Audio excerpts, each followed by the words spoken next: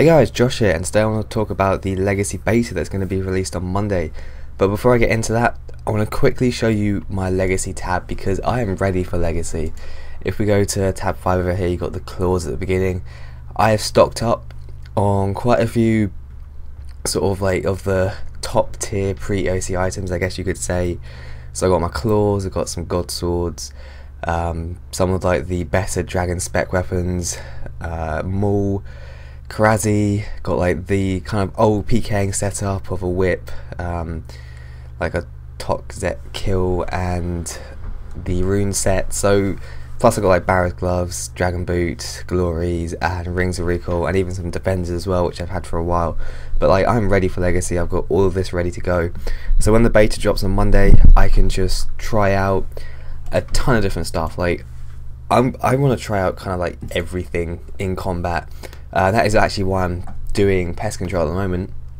I am going for all three of the Void sets because Void is actually going to be fairly good in both Legacy and the EOC now that life points are based on your HP again, rather than on armors mostly. Obviously you have like neck sets and ports gear that actually boost life points still, but the rest of it comes from your HP. So now that there's no the thing that was bad about Void in the EOC is that it barely has any life points, so now that's gone, it'll actually be fairly useful. Obviously the defense is still low, but the damage should kind of make up for it, and for roles like Virago where defense isn't really necessary, if you're DPSing it should actually be really quite useful. So that's what I'm going for at the moment, trying to get all the Void sets, and it's going to take a while. I want to try and get the melee one before Monday, so that should be fine. Definitely able to do that, but the rest, I need to upgrade the legs and also get the other two helms. That could take a while as well, so we'll see how quickly it gets done. But yeah, I'm ready for Legacy. I can't wait for the beta to come out. It's looking really good. But what I thought I'd do is just go through like sort of all the information they've released about the beta, because Mod Pips did a news post on the 12th, so that was yesterday when I'm recording this, and so he's kind of like outlined all the changes, like what Legacy is and all the changes coming with it to like the EOC as well, and just like what Legacy is going to bring. So obviously you got the old interfaces and you got the old combat style coming back. You have life points and damage scaled down, the old hit markers, which is nice to see as well. I mean the hit markers isn't like anything I really care about, but I guess it's quite nice that you go back to the old style. Minimaps are the same, F keys are coming back to change like invent, prayers, spellbook, that kind of thing. One new thing is actually that shields are getting the provoke ability, so level 80 shields and above will have the ability to provoke as a kind of special ability, like how the DFS has a spec. So that's going to be quite useful. Like it kind of means for stuff like KK you kind of just need one EOC person and then you could have a Legacy team, just so you can like provoke it back, like some like the EOC person could provoke it, do the whole barricade or resonance, and the Legacy people can provoke it back. So I guess that's quite a nice feature. Stuff like Virago as well, you can provoke it to get the whole bleed thing off you.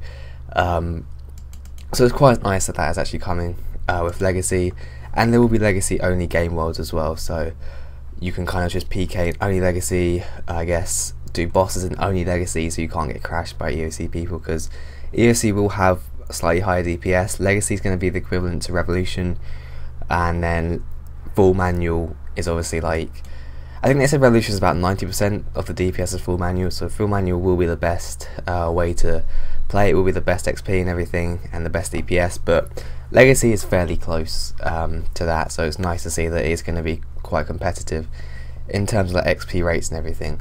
So now they've listed some of like the changes to both EOC and Legacy. So special attacks are coming back, 1 through 8, strength bonus, which is great. I mean the crit like system doesn't really make too much sense, doesn't really help like that much either, so I'm glad strength bonus is coming back. Life points are now off of armors. The combat triangle has obviously been balanced with the EOC, but they are going to relax that slightly, luckily, because I'm really not a massive fan of like such a strict combat triangle, so they're now going to make it so mostly for PvP, where like if you're using the wrong gear you still have a competitive chance, but also when you're doing PvM you can kind of mix and match gears a bit more. So like sort of, I think it was Mod Dean posted on Reddit that like the kind of old Bandos setup, so like Carol's no, like Verac's helm, Carol's top, and like Guthan's chain skirt or whatever, like sort of like mixing and matching melee and range gear just so you get the best defense of both range and magic. He said that was working quite well at Bandos, so so you can kind of mix and match gears a bit more now, and you have like less, you know, like the penalty in doing that will be reduced, so that helps with that. So it's definitely nice to see. I'm going to quickly skip over the armor requirements. I'll come back to that at the end just because that's kind of a big deal apparently. Not really to me, but there's been a lot of complaints on the forums about this one, so I'll come back to that in a minute. Weapon animation changes, so some weapons, like some of the more iconic weapons, are going to be changed in terms of animation. So we're going to have like pretty much like the old whip back, the maul, like the maul animation was so cool, previously the Celtic maul.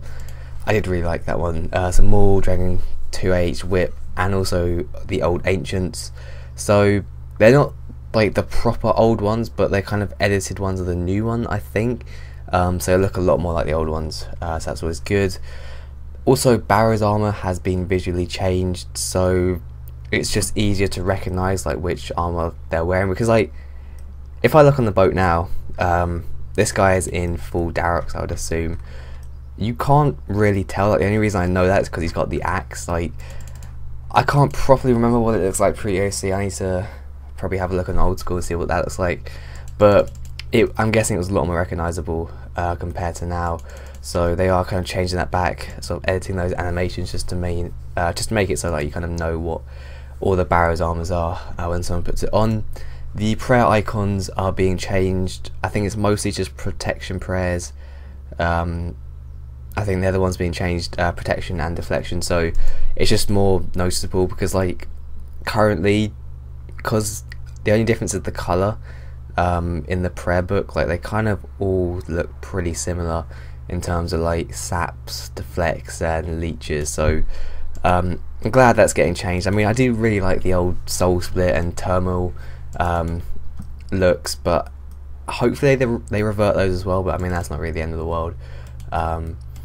But I'm glad that the prayer is being changed, the icons. Also, protection prayers, they're not going to be up to 100% like they were pre-OC, but they are making it so protection prayers are 50% in PvP as well, up from 25. They are balancing abilities just to make more of them a lot more useful, so like there's wider rotations really, which is definitely good to see. Brews are being improved, so Sara brews will be a lot more useful now, and they're healing a lot more per dose. Also, food is going to be healing more as well, so actually no, it's not going to be healing more, I don't think, but it's just gonna, they've changed it in the beta, so now that if you eat, instead of draining adrenaline, it's gonna cause a global cooldown of your ability, so that's being changed slightly.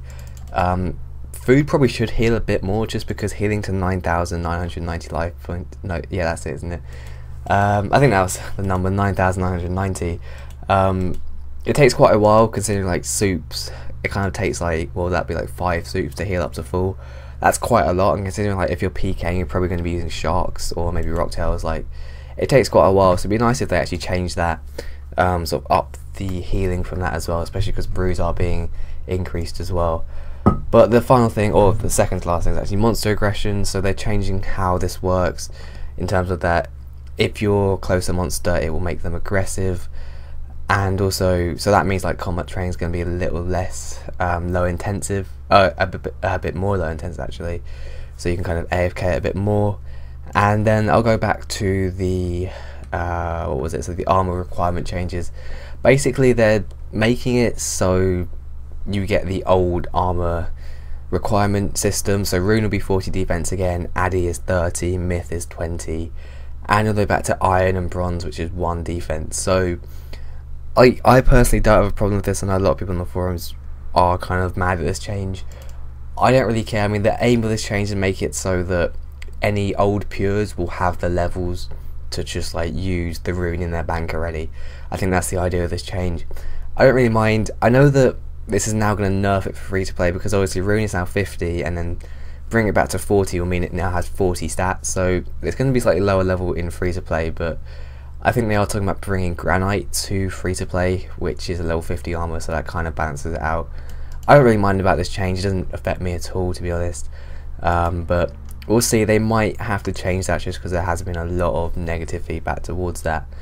So the next thing to do is the FAQ, which there's quite a lot. Actually, well, there's not that much. So I'll just go through all of these fairly quickly. So I kind of talked about this earlier, but best XP Legacy will be slightly slower than EOC, but not by too much, sort of like 90% compared to the 100% if you're using the EOC. So it's not too bad really. It would definitely be competitive in that aspect.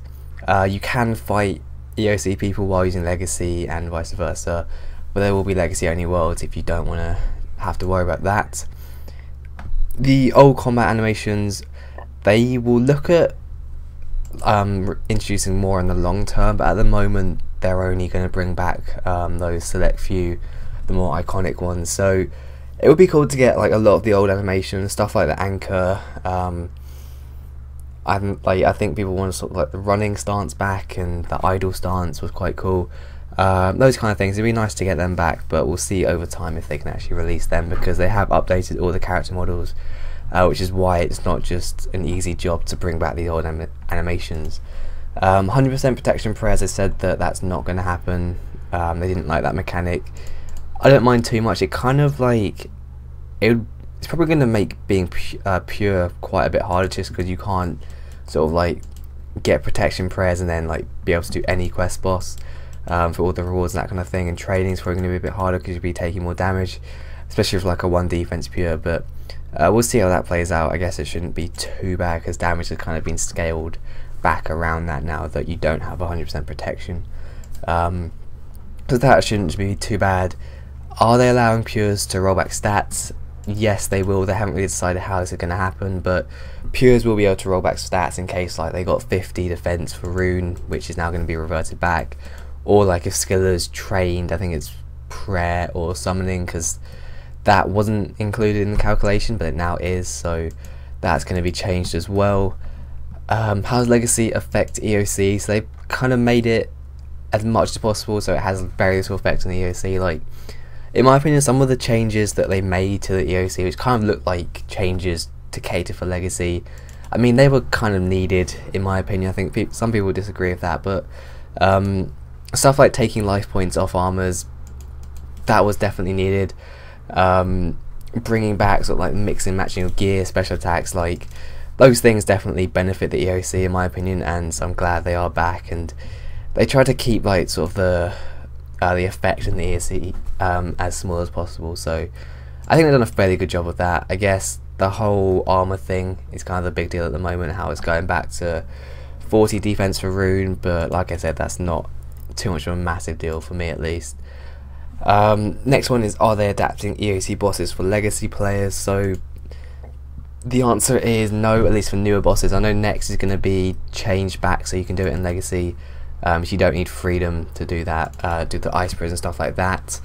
And obviously now we have provoke as well on level 80 plus shields. You can kind of do EOC bosses a bit more easily, but they're not going to change like Virago and stuff to suit Legacy. It's just going to be like, if you are using Legacy, it's going to be a bit more of a challenge to do EOC bosses, but it's probably still going to be possible. Or maybe you need like one EOC person and it might be possible.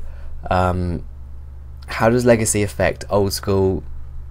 I mean, they've said that it's not going to affect it at all, and I'd agree with that. Like, you play old school for different reasons.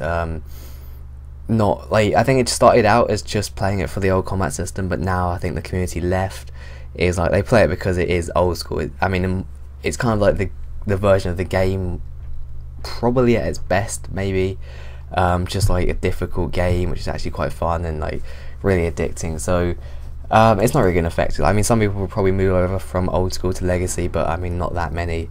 I think old school will be fairly stable in terms of numbers, and kind of use old interfaces with the EOC, not for the moment, but they will look at bringing that post-launch. And when will Legacy be released into the main game? So this is the last one. After the beta, they're going to poll whether they want Legacy to be added into the main game, and if that poll passes, then they'll add it. So that is pretty much everything they've released. I know there's like more stuff on Reddit as well. They didn't ask me anything on Legacy, but that's pretty much like the main stuff they talked about here. We'll get to try it out on Monday. The beta is being released on Monday, so we can try out everything there. Like, I'm so excited for this. I'm just gonna do everything. Like, I'll probably do a bit more pest control, try it out. I want to do like clan wars, soul wars, PKing, like all the bosses, all the god wars, necks, all that kind of thing. I want to try out so much in Legacy, so I'm gonna be playing that quite a bit. Obviously, I'll still play EOC as well, but when Legacy's properly released, I'm not really gonna be on EOC at all. In terms of like the play style, I'm definitely just going to be sticking to Legacy unless I really have to, like for the new boss I'll have to use abilities. But I can't wait for Legacy. It's going to be so good. Leave down in the comments what you guys think of Legacy, if you like the idea, if you're not a fan of it, and if you're going to vote no against it when the poll comes out. But I hope you guys enjoyed this video, and I'll see you later.